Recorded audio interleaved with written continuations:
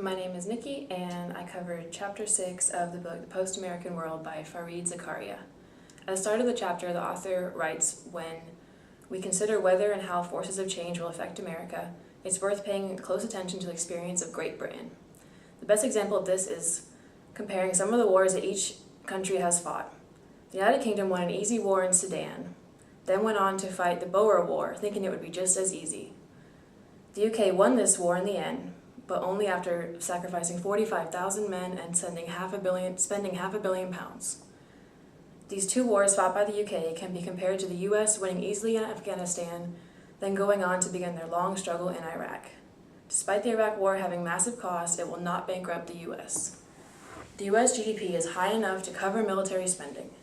Britain was undone as a great global power not because of bad politics, but because of bad economics. Irreversible economic deterioration does not apply to the US today. The rest of the chapter is mostly about the United States today." The author writes that higher education is America's best industry. 8 of the top 10 universities in the world are in the US. For every 50 computer science PhD graduates in India, there are 1,000 computer science PhD graduates in the US. The American system is too lax on rigor and memorization, but much better at developing the critical thinking needed to succeed in life. A huge downfall the U.S. is still facing in its school systems is lower high school test scores, indicating a large and diverse country with deep regional, racial, and socioeconomic variations. The United States is demographically vibrant. The children still outnumber the elderly, but the native-born white population has the same low fertility rates as Europe. Without immigration, U.S. GDP growth over the last quarter century would have been the same as Europe's. America's edge in innovation is overwhelmingly a product of immigration.